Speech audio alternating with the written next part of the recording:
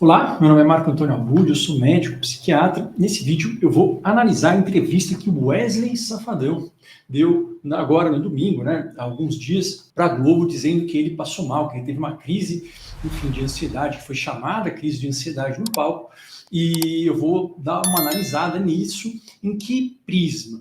Por quê? Porque, de fato, o que ele descreveu não é uma crise de ansiedade. Foi dito que ele teve uma crise de ansiedade e foi dito também que ele tem um transtorno de ansiedade.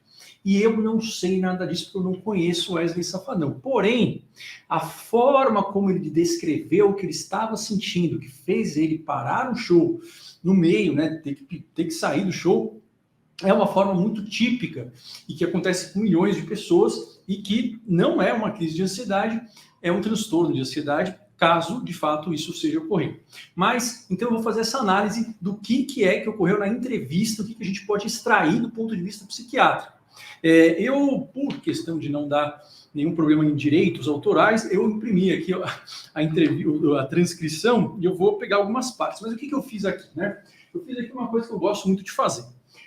Então, eu já respondo que ele não teve uma crise de ansiedade e que este afastamento, pelo que foi falado, também não se deve a burnout, tá? E isso não é minha opinião, isso é porque não tem como, e todos os diagnósticos, de fato, eles não podem ser tão subjetivos, mas é importante a gente entender isso, entender principalmente como é que a gente trata isso, porque se a gente dá nome para coisas diferentes, é porque tem tratamentos diferentes, senão seria uma bobagem.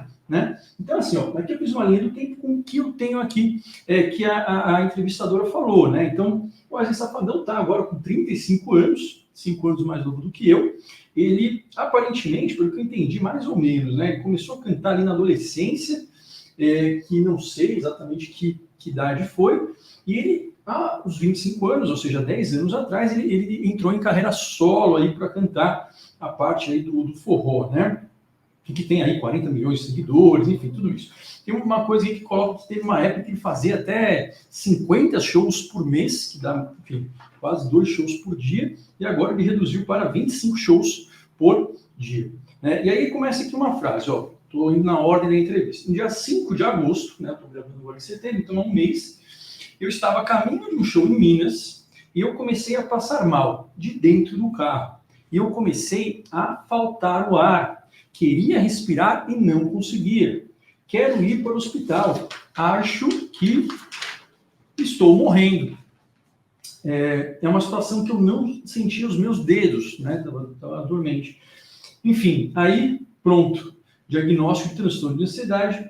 Eu quero acreditar que eu estava com crise de ansiedade, Então, assim, eu era uma bomba relógio, que eu estava estressando e facilmente por poucas coisas, e eu falava de forma mais irritável. Enfim, basicamente ele descreveu isso, o que ele descreveu é um relato típico de uma crise de pânico, Então, o que ele teve aqui foi uma crise de pânico. E qual que é a definição de crise de pânico? Quem já teve, com certeza já acertou isso, quem viu ali as aulas gratuitas da maratona Viva Livre da Ansiedade, que é basicamente para a gente poder ter ideia para que esses nomes servem, porque eles que vão indicar um tratamento, e o quadro de pânico é um tratamento assim, que tem um dos maiores índices de remissão sustentada sem remédio, ou seja, maiores índices de cura total na psiquiatria. Então, isso é uma crise de pânico. O que é a crise de pânico? A crise de pânico ela tem um jeito muito fácil da gente distinguir de qualquer outra coisa. Ela tem a sensação de morte iminente. A crise de pânico, na verdade, é uma rajada, uma descarga adrenérgica assim, brutal, que o corpo humano naturalmente produz em situações em que nós estamos sob uma ameaça de destruição completa. Então, se eu estivesse aqui, pensando com você, de repente vem alguém, coloca uma arma na minha cabeça sem eu perceber, eu vou ter essa descarga adrenérgica. É assim como se você está parado no trânsito, alguém coloca a arma na sua cabeça, como se ali, enfim, em outras épocas da história humana, tivesse ali do nada, você não está olhando, está dormindo, surge um leão na sua cara para te comer, você ia ter exatamente a mesma reação, que aí sim enfim, aquela chamada resposta de luta ou fuga, mas basicamente é uma rajada absurda de adrenalina e que faz com que você tenha maior quantidade, a adrenalina em si, maior quantidade de oxigênio no músculo, tem liberação de cortisol também, para que você tenha glicose, para que você tenha um máximo de potência física, mental, para poder destruir aquele inimigo ou para sair correndo. Então é uma questão de vida ou morte, tá?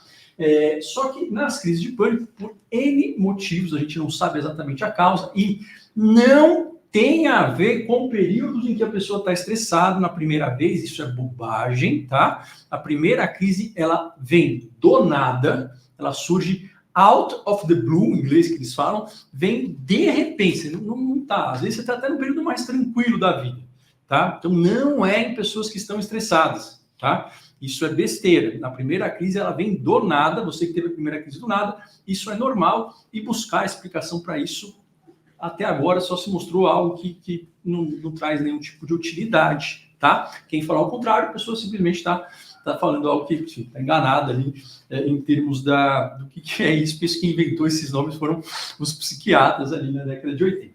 Bom, então é isso, por algum motivo isso vem do nada, e a sensação é uma sensação de que você está morrendo, você vai ser destruído naquele momento. Algumas pessoas falam, estou morrendo.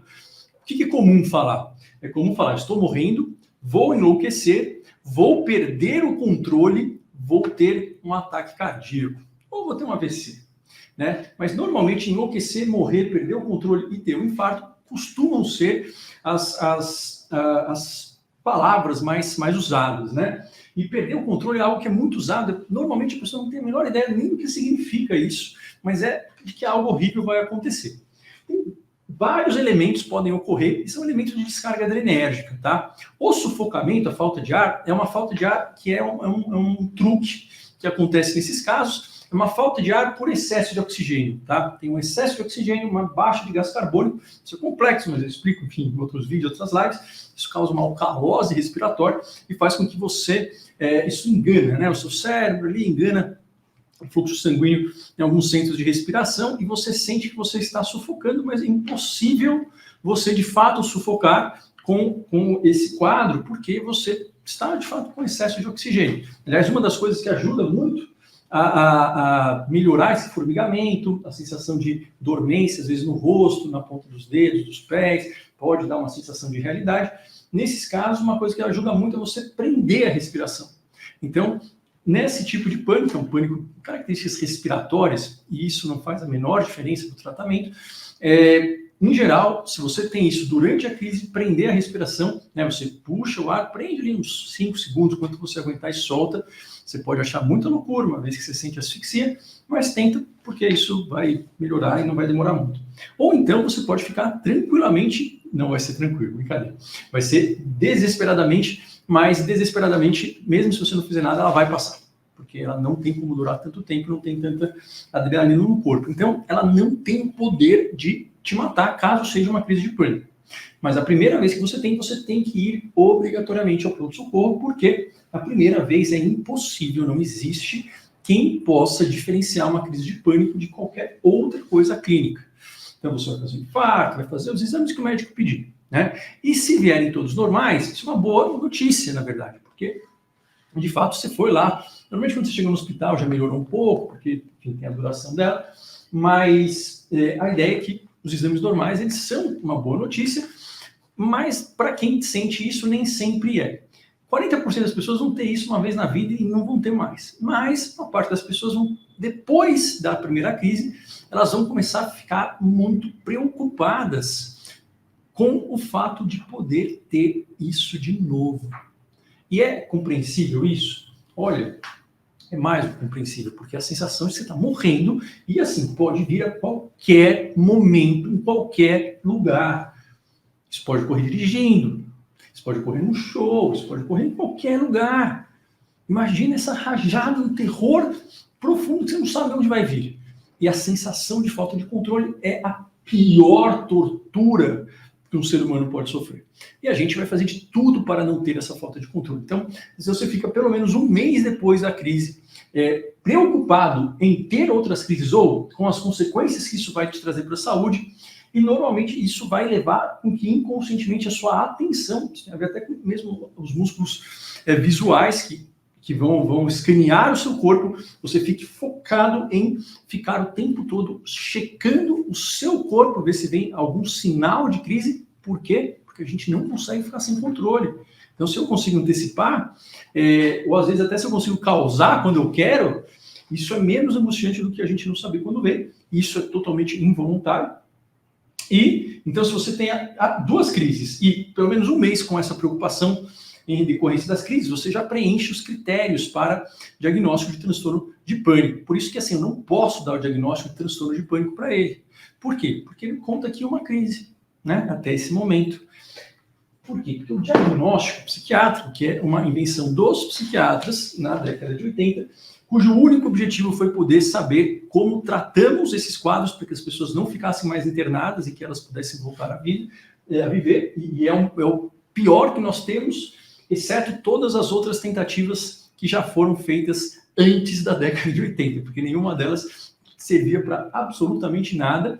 E aí, como surgiram tratamentos que de fato eram efetivos, tanto em termos de remédio, terapia, e a gente, enfim, o pessoal precisava pesquisar, tinha uma questão econômica, foi feito essa questão de diagnóstico, essa questão desses diagnósticos, que não são perfeitos, ninguém acha perfeito, nem mesmo quem fez acha perfeito, é o melhor que nós temos, mas lembrando que se alguém te dá um diagnóstico psiquiátrico, obrigatoriamente a pessoa tem que te dar o que você vai fazer com isso, uma previsão e um tratamento. Por quê? Porque todo diagnóstico psiquiátrico ele deve ser útil, isso está escrito no livro, que é o livro dos diagnósticos psiquiátricos, que chama DSM, está escrito lá no começo, tá? Então, ele é inventado, isso que é importante ter. Por quê? Porque quem não acredita em diagnóstico, também médico que não acredita em diagnóstico, não está fazendo medicina. Quem não acredita em diagnóstico está navegando em águas escuras sem ter GPS, sem bússola. É uma boa bússola, uma bússola, perdão, é uma boa bússola, é um bom GPS? Olha, é o melhor que a humanidade já inventou até o momento. Então, o diagnóstico é fundamental para a gente poder, o quê? Prever o tratamento. E se a gente deixa previsível, isso já não tem mais tanto controle sobre nós. Porém, como é que é feito o diagnóstico? Ele é feito por um único procedimento, tem um procedimento que é o procedimento que se faz isso, né? É chamado de entrevista ou anamnese psiquiátrica. E por que chama isso? Não sei exatamente. Anamnese seria uma conversa mesmo, entrevista, mesma coisa. E por que só psiquiátrica? Não sei, talvez porque só tinha psiquiatra antes que fazia, mas isso pode ser feito por psicólogos, por enfermeiros, por qualquer pessoa pode fazer que seja, né, treinada para isso. E em termos de legislação e conselhos, pelo que eu entendo, somente o Conselho Federal de Medicina e o Conselho Federal de Psicologia, cada um, enfim, não sei se tem alguma briga ou não, mas só os psicólogos e médicos podem fazer diagnósticos psiquiátricos até a presente data, tá? Mas essa entrevista não é que só psiquiatra pode fazer, mas esse é o nome do procedimento, entrevista psiquiátrica. Por quê? Porque isso é uma entrevista muito estruturada. E basicamente, depois que a gente se forma, né, 6 anos de medicina, a gente fica 3 anos, sendo que na maioria deles, grande coisa que a gente está treinando, a principal coisa, não a única, né, é fazer isso aqui. Então, ele tem todo o procedimento, um negócio assim, extremamente minucioso, e que se você já passou com um psiquiatra, se você já foi minha paciente, a ideia é que, obviamente, você não deve ter notado, ou até notou um pouco, porque eu sou bastante sistemático, mas a questão é que, durante essa entrevista, a gente vai fazendo, a gente tem que pegar alguns dados, né? Então, a gente tem que pegar o que é que ele está sentindo, essa história pessoal, né? Às vezes de remédio, de outras doenças, história familiar é obrigatório. E durante aqui a gente faz o nosso exame físico, né? Assim como tem o estetoscópio, você escuta o coração ali, o pulmão, eu já não lembro mais como é que faz isso. O cirurgião costuma examinar a barriga, né? Às vezes, né, o endócrino examina a tireoide. O nosso exame é esse daqui, chama exame do estado mental, ou um exame psíquico, tá? Muita gente fala em psicopatologia, uma confusão de nomes, né? Psicopatologia é basicamente o estudo da mente, né, que está em estado patológico. Isso quer dizer nada, muita coisa, porque tem vários métodos de estudo psicopatológico, tá? Esse exame, que é o exame do estado mental, que é o exame físico, entre aspas, da psiquiatria, ele revela, naquele momento, como estão os rendimentos psíquicos. Então, é uma psicopatologia dos rendimentos. Não entendeu nada? Não precisa entender. Os psicólogos, é importante que vocês entendam isso. porque existem outras psicopatologias que não vêm ao caso, outros métodos, mas o que são os rendimentos? É aquilo que, é a forma como o psiquismo da pessoa, a função mental da pessoa consegue se organizar para interagir com o mundo e com as pessoas, ou seja, é aquilo que você consegue ver a pessoa se expressando, se comportando ou falando, né? Basicamente, a gente vai ver se ela está conseguindo ter esses rendimentos de várias esferas dentro de algo que a gente considera normal. E por que considera normal? Porque a gente vai vendo muita gente e isso é descrito assim pelos psiquiatras da medicina, e também assim que a gente considera uma barriga normal, um fígado aumentado, enfim, a gente vai fazendo por parâmetro. Nesse exame a gente mede coisas mais ou menos como, por exemplo, o nível atencional da pessoa, se ela está acordada, se ela está dormindo e acordada, se ela dorme na sua frente, se ela consegue prestar atenção em você, se não, se ela está conseguindo organizar o discurso minimamente.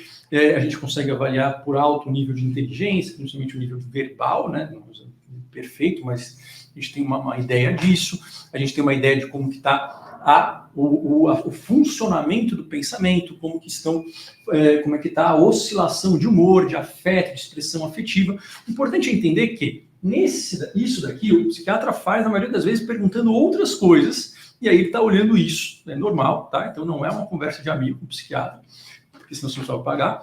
E só para entender também que o que a gente vai olhar primeiro, isso é assim, mandatório para você fazer um exame bem feito, é a gente sempre olhar primeiro a forma e depois o conteúdo. Por exemplo, se eu estou falando sobre um conteúdo a respeito de Machado de Assis, não sei inventei agora, porém, a forma como eu estou falando é uma forma em que eu começo uma ideia, e aí desta ideia eu já vou para uma outra ideia, e aí eu falo de essa de Queiroz, que é um outro cara que é um escritor, e depois volto ou não volto mais, e eu me faço tentar entender, me esforço e acho que você entendeu. E, na verdade, eu falei um monte de coisa que tinha esse tema, mas era totalmente sem sentido. O conteúdo era um conteúdo de Machado de Assis, só que a forma estava desorganizada. Se a pessoa fala muito rápido, emendando uma ideia na outra, se ela tem pensamentos acelerados para o futuro, com catástrofes, isso é uma forma. Então, assim, a forma, ela é o que vai, de fato, ser mais importante no primeiro momento. Isso a gente é treinado para fazer, né? E claro que a gente vê o conteúdo. O conteúdo de falar que é uma questão de morte, isso é importante, mas não só isso, né? Por quê? Porque ele começou a descrever, e o jeito que ele descreveu, dá para ver lá como uma memória vívida que vinha na mente dele. Isso, enfim, pela própria entrevista lá dá para ver que houve uma descrição bastante vivenciada, né, com uma vividez alta. E isso é compatível com o transtorno de pânico. Por quê? Porque quando a gente tem muita adrenalina, a gente tem muita memória daquele evento, tá? Por isso que no estresse pós-traumático a memória fica indo e voltando, muita adrenalina, a pessoa sabe, primeira vez a hora, o local, enfim, como que estava, os móveis da casa, a incidência da luz do sol. Então, isso é a forma como ele fala, é compatível. Então, vamos lá, mas isso não faz o diagnóstico de transtorno, então eu não vou conseguir fazer nenhum diagnóstico para ele. E aqui são os exames de complementares para excluir e excluir outros diagnósticos que possam ter isso, que sejam, enfim, que sejam mais, vamos dizer assim, mais responsáveis ou mais prováveis que sejam outros diagnósticos que estejam causando isso. Então, se a pessoa tem um transtorno bipolar e isso está ali no meio, talvez a gente não vai fazer o diagnóstico de pânico também, tá? Mas é assim que faz, não tem outro jeito, né? Tem dois jeitos de fazer, esse ou um jeito errado. Isso não foi eu que inventei também, tá? Não quero parecer arrogante, não, mas é assim que é isso que se espera numa consulta psiquiátrica. E aí tem a parte da evolutiva, em que o psiquiatra pega tudo isso e vai te explicar se vai pedir mais investigação ou qual vai ser o plano terapêutico. Isso é esperado do psiquiatra e do psicólogo, caso o psicólogo esteja, né, disposto a fazer um diagnóstico de transtornos mentais. Não tem outro jeito, esse é o jeito que funciona. Bom, então vamos lá. O cantor Wesley está sendo acompanhado por um psiquiatra usando medicamento e fazendo terapia. E aí ele fala, eu fiz com a psicóloga, né? Ela disse, vamos a partir do princípio que você precisa aceitar que não é o fim do mundo. Assim, você vai melhorar da doença. pode trazer sintomas como falta de ar, insônia, taquicardia, dormência nas mãos, irritação, sintomas que o Wesley já sentia há algum tempo. E aí ele fala, eu acredito que eu comecei a ter isso lá em 2017, 2018, e foi a primeira vez, né, que eu fui bater no hospital. E eu comecei, sabe, a passar mal, aí me botaram dentro do carro, me levaram para o hospital. Aí o Wesley sentiu, né, ele falou que sente medo nessas crises, um medo de passar mal, tinha medo de perder o controle em cima do palco. Olha só, hein? A gente vê que as coisas não são tão diferentes. Por quê? Porque os diagnósticos, eles são rótulos de sintomas que têm uma forma específica. Isso não tem nada a ver com quem a pessoa é. Isso é padronizado, mas isso é uma coisa que é descrita. Isso não é parte da personalidade dele, porque senão eu não teria falado antes disso, como já está em 500 outros vídeos aí também. Então, ele teve isso, é normal, não tem como ter. Então, foi uma crise de pânico, e pelo que a gente entendeu aqui, está meio confuso, porque a entrevista também não deixa ali muito claro. Mas, aparentemente, eu chutaria que em 2017, 2018, vou colocar aqui há 5 anos atrás, ele deve ter tido uma primeira crise de pânico. Me parece que foi isso. Daqui para cá, não sei como evoluiu exatamente, não fica claro, mas o que nós sabemos é que ele está, ou estava até pouco tempo, tomando uma medicação e fazendo terapia. Essa frase que a terapia fala, que ele falou que tem que aceitar ali, isso não quer dizer absolutamente nada, porque, no fundo, a gente só tem que aceitar aquilo que, na verdade, não importa se a gente aceita ou não, né?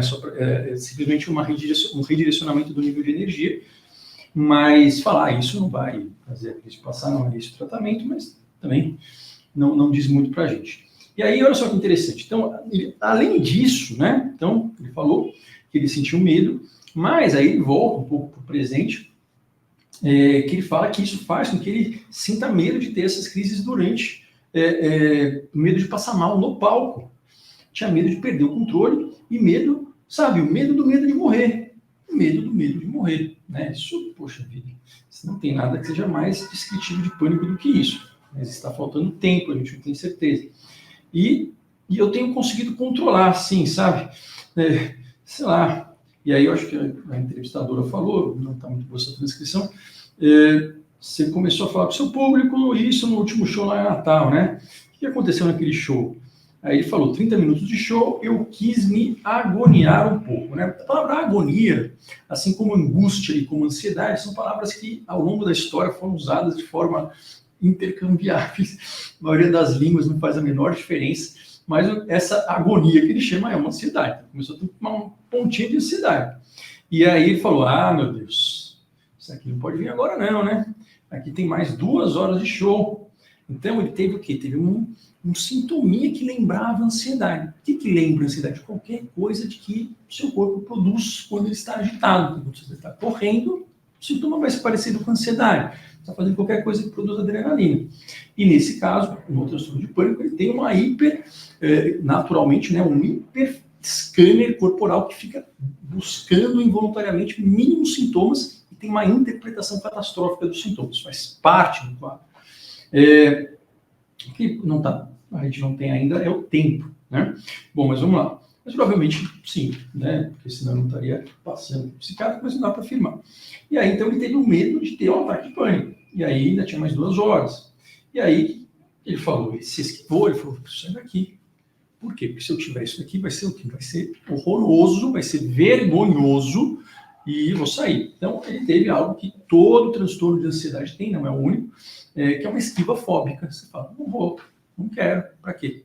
O pessoal, se eu passar mal lá, melhor ficar aqui, né? Pelo menos se eu passar mal, tenho aqui em casa, sozinho, Rivotril, enfim, o que é compreensível que todo mundo que tem pânico tem também, tá? Eu digo isso, tive pânico também, isso é um quadro que não define ninguém e muita gente tem, e é um quadro que é muito fácil de tratar em termos ali de, vamos dizer, resposta ao tratamento, estratégia simples, não quer dizer que ele passa sozinho caso você não trate. Se não trata, você vai ficando cada vez mais isolado. Por quê? Porque o grande inimigo nos quadros ansiosos é isso que ocorreu no palco, que é o quê? Que é a evitação.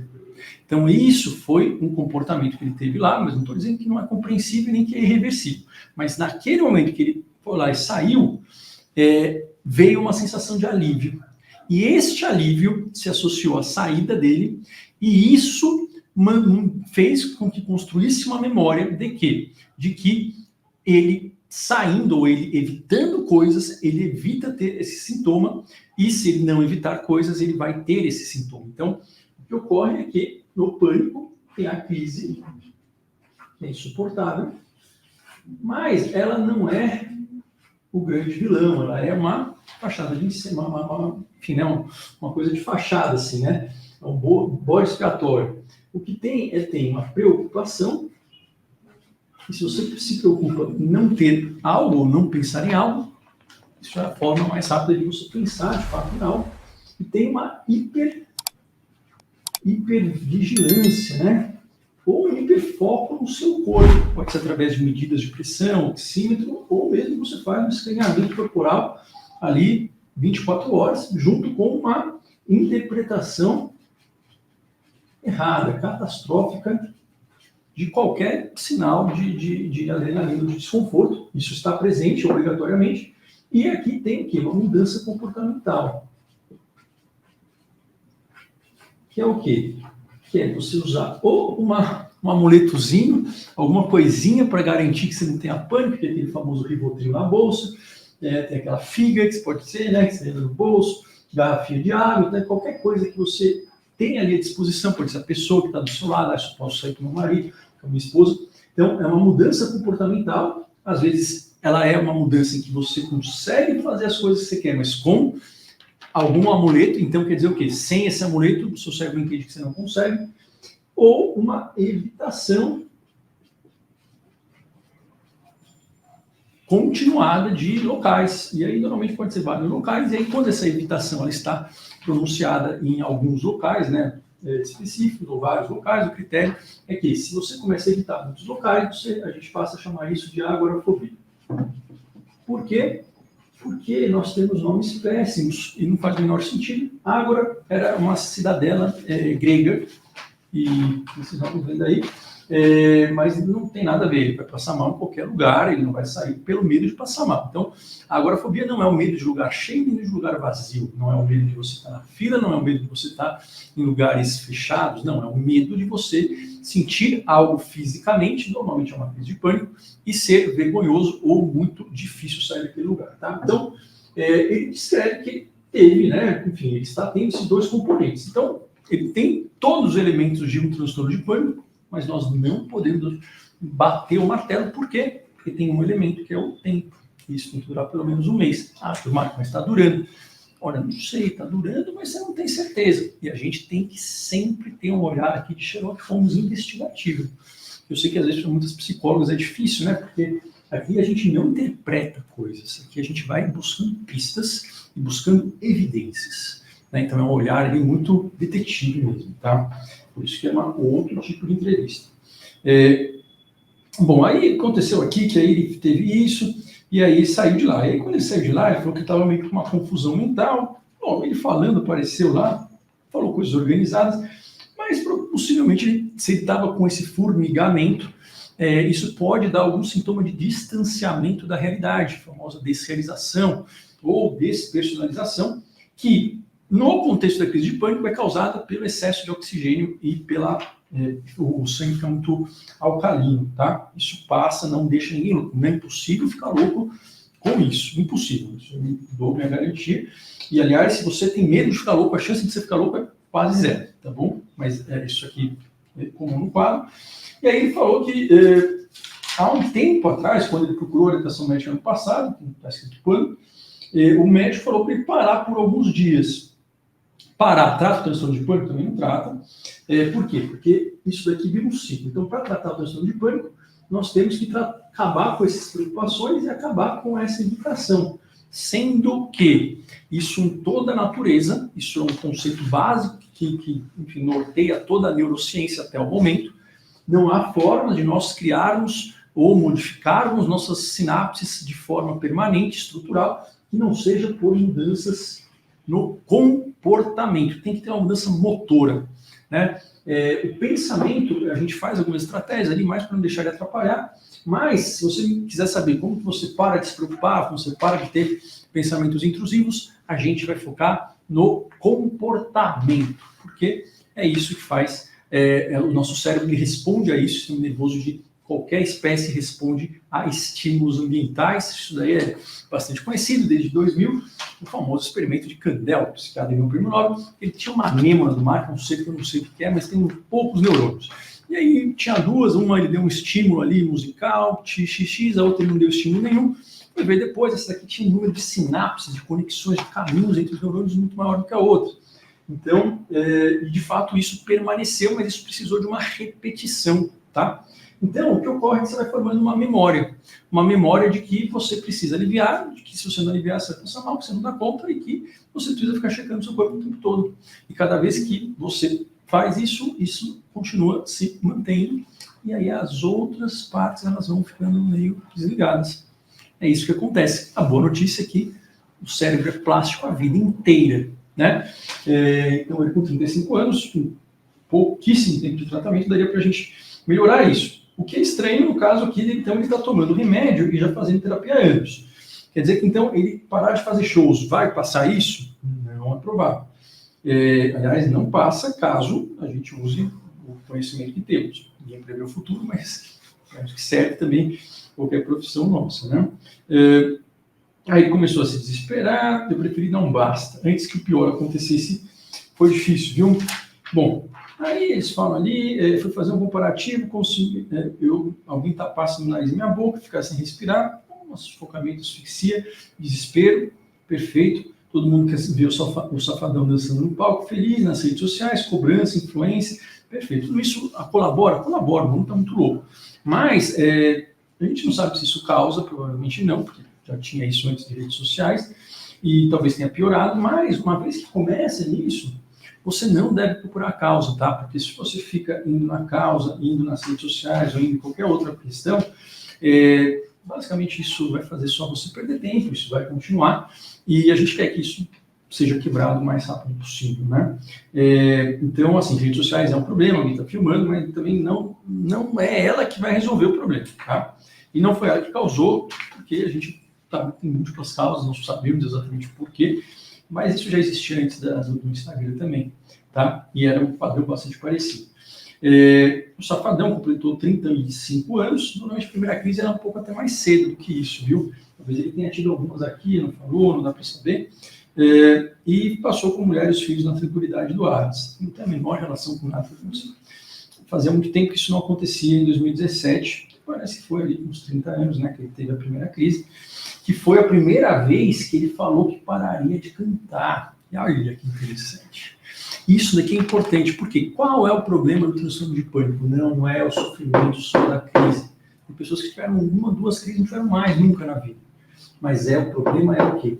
É o que você vai parando de fazer. Porque quanto mais você para de fazer, mais restrito fica e mais você vai evitar. Então, a sua vida, que tinha, né, um monte de questões, de possibilidades, ela vai ficando cada vez menos flexível, cada vez um espaço menor. Por quê? Porque a evitação vicia. A evitação libera muita endorfina e aí é como se o cérebro ficasse viciado em evitar isso. Vai aumentando até que a pessoa fica enclausurada, sem sair de casa, já deve ser com esses quadros ali até a década de 60, ficavam sem sair de casa, internados às vezes. Mas, então, parece que de fato ele tinha isso aqui mesmo, e já faz algum tempo, já faz uns 5 anos, mas não dá para ter certeza, porque eu também não sei a história pessoal, familiar, e não sei outras causas que possam estar presentes. Mas o que eu sei? Eu sei que, por exemplo, ele colocou aqui, foi a primeira vez que eu disse que pararia de cantar, e foi no cavalo que eu consegui, que era nos momentos que eu conseguia desligar, que nos refúgios, sabe, jogar bola, andar de cavalo, sabe, poder estar com a família, que é excelente. Mas não trata pânico, porque se tratasse transtorno de pânico isso, não teria por que existir o nome transtorno de pânico, né? Isso trata cansaço mesmo, e isso é bom para o ser humano em geral. Mas não tem como, né? Na verdade, tem um tratamento para pânico, que é o principal, que chama exposição interoceptiva, que você não ouviu falar,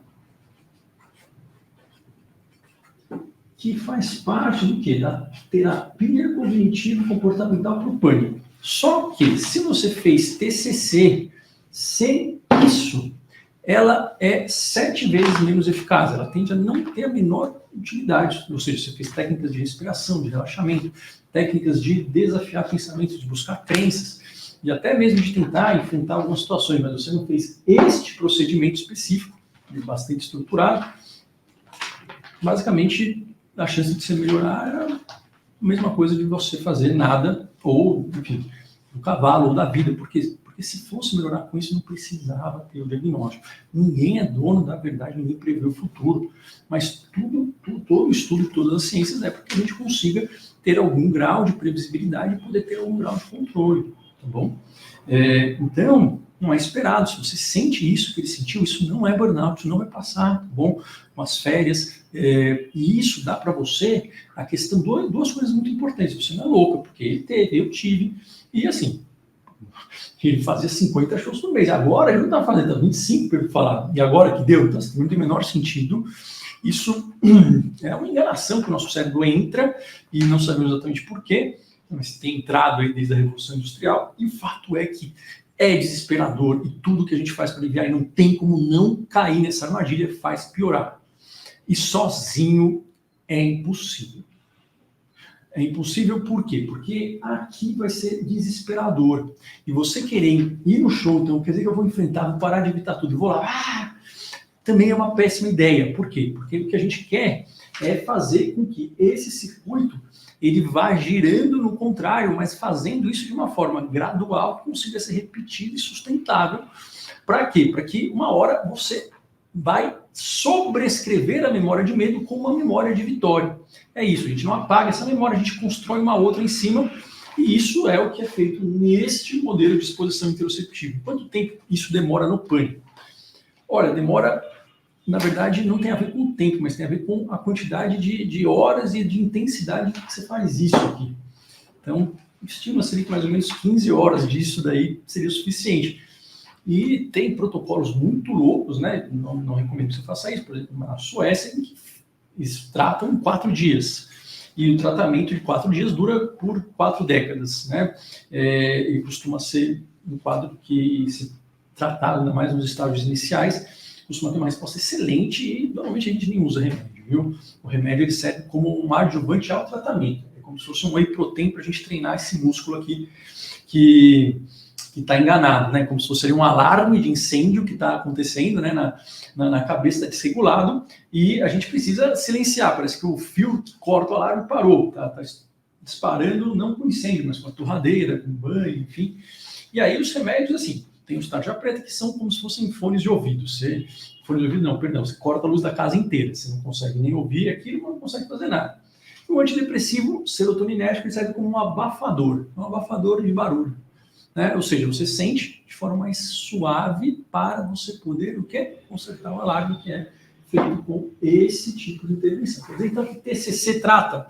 É primeira linha para tratamento de transtornos de ansiedade? É, mas não são iguais, porque senão não tinha por que a gente dar nome diferente para eles, tá? Então, tem componentes específicos. E fazer TCC para o pânico sem isso daqui, melhor não fazer. Mas meditação, tudo isso é bom, cavalo é bom, mas não tem como você sair disso se não faça isso. Só que isso pode ser feito em 4 dias, ou pode fazer no tempo que você quiser. Se você completar ali mais ou menos esse número de horas, é algo que você consegue fazer em casa, não sozinho. É importante frisar isso. Por quê? Porque isso pode dar muito certo, pode dar muito errado também, mas isso é algo que se feito ali com, enfim, né, com a forma correta, a chance de que isso vai embora e você não consegue ter este medo do medo, nem se você quiser, viu? Isso é uma ótima notícia. O que só me preocupa é porque ele está passando por psicólogo e tomando remédio tanto tempo. Talvez possa ser que tenha mais alguma coisa do que isso. Agora, se for por isso, vai uma dica para ele e para vocês também, que, assim, isso aqui não faz de você louco, isso aqui não tem nada a ver com burnout. Ele falou que está orando, né, muito, é ótimo orar, mas assim, isso daqui não tem a ver também com questões espirituais. Por quê? Porque isso é da biologia, né? E a parte espiritual é importante, mas Deus já está muito ocupado com várias coisas. Isso daqui é para a gente consegue consertar. Então, isso é dos homens, isso não é de Deus. E, enfim, isso eu estou dizendo basicamente porque muitas pessoas, às vezes, né, colocam essa confusão que teve ao longo da história entre psiquiatria e religião, tal, mas a gente não sabia nada do cérebro, tá? Hoje tudo é uma coisa só, como se fosse um computador que tem um software muito poderoso, e isso a gente trata com estratégias não espirituais, e Deus nunca quis, né, pelo menos se você é cristão, o Evangelho explicita muito bem que você deve separar assuntos dos homens de assuntos de Deus, né? Afinal de contas, Deus tem mais o que fazer, e nós conseguimos tratar isso, só que precisa de tratamento. Eu quero que vocês me ajudem a espalhar essa notícia. Tem poucos psicólogos que fazem isso? Tem poucos. Queremos aumentar, mas tem poucos psiquiatras também que tem mais. Só que, se você sabe que precisa ter isso, exposição interoceptiva, que você vai jogar no Google, e não vai fazer sozinho, você consegue avaliar se você teve chance de melhorar ou não. E a chance, 95% de chance, né? Esse de 92%, mas provavelmente o número está maior, é que você não tenha feito, tá? E tem formas da gente potencializar isso, até coisas mais, digamos, técnicas mais eficazes que estão sendo descritas. E isso aqui é muito bacana, viu? Não para falar do Wesley Safadão em si, é falar que, olha, se for para escolher ter um quadro na psiquiatria, é esse. Isso é uma coisa horrorosa de falar, né? Por quê? Porque isso aqui é um desespero absurdo. Eu estou falando que eu já tive, mas assim, é inadmissível, viu, que isso seja colocado como uma crise de ansiedade e que não esteja explícito em nenhuma matéria, em nenhum lugar, não é na Globo só, em nenhum lugar, o como que isso trata, que isso aqui é assim, isso trata desse jeito, e que, enfim, na hora ele saiu lá, tá, mas ele não vai fazer mais isso aqui não tem nada a ver e vai custar a vida, tá? Isso tem que ser falado. Por quê? Porque esse quadro a gente trata, quanto mais rápido a gente trata, isso aqui vai embora como uma gripe, tá? E o grande inimigo é a evitação. Se você nunca ouviu isso, mas você sente isso, então compartilhe esse vídeo. Se você nunca ouviu isso e você não acredita nisso, guarda esse vídeo e manda para alguém, porque a chance de você ter isso, ou alguém muito próximo ter, é 50%, então é uma boa estratégia. E se você tem isso e você tomou todos os remédios do mundo e não melhorou, mas você nunca ouviu falar disso, é uma ótima notícia. Por quê? Porque você não tratou. Tem muitos lugares que fazem isso? Não tem, tá? Mas vou falar mais sobre isso. E a minha missão aqui também é poder ajudar vocês a terem isso, a treinar também profissionais e também dar ferramentas que possam ser feitas por via digital. Então, existem terapias digitais no mundo inteiro em que isso daqui é feito de forma guiada, né? Às vezes tem alguns aplicativos, mas, enfim, de forma guiada é melhor, com um terapeuta orientando os exercícios, você tendo um software em casa ou, enfim, materiais que você possa ir praticando, né? Isso se chama terapia cognitivo-comportamental digital, que é o que ocorre como primeiro tratamento em qualquer lugar do mundo que você tenha isso, né? Você não vai achar psiquiatra nos Estados Unidos, na Inglaterra, nem no Canadá, nem na Alemanha, nem em lugar nenhum. Se você aparecer com isso, você vai receber uma apostilinha, talvez um CD, não acho que nem usa mais, né? Alguma coisa, um software, uma senha, e você vai passar uma vez por semana por via de teleconferência com uma psicóloga e enquanto faz os exercíciozinhos, tá? E tem alguns aplicativos que podem ajudar, que são bons para isso, mas não tem um que seja muito bom, viu? Isso eu vou falar na live de hoje, um dos melhores que eu acho. E, assim, no mundo tem alguns, na Austrália são melhores, e aqui no Brasil tem o meu, na verdade, que eu fiz porque era desesperador esse quadro não tem que chegar no psiquiatra, que é o treinamento para mentes ansiosas. Mas na Inglaterra, na Austrália tem o This Way Up, que é bom, muito bom. E em termos de aplicativo, olha, eu vou falar hoje na live, então não perca a live hoje às 20 horas, que eu vou falar porque são nomes muito difíceis de falar. Tem poucos, tá? Mas assim, meditação não melhora, relaxamento não melhora, mas tudo isso ajuda, tá? E isso daqui é bom a gente fazer supervisionado. Por quê? Porque se a gente faz mal feito, piora, mas a gente faz bem feito para fazer uma vez só. É isso. E, bom, o Wesley Safadão, não conheço você, não estou te diagnosticando mais uma vez, porém, você descreve muito compatível e se você não tiver outro diagnóstico, assim, eu pediria uma outra opinião, independentemente de quem está te tratando ou não, porque isso daqui, a gente não... Como é que a gente lida com o transtorno de pânico? A gente coloca ele em extinção. E esse é o nome mesmo, é uma extinção de medo.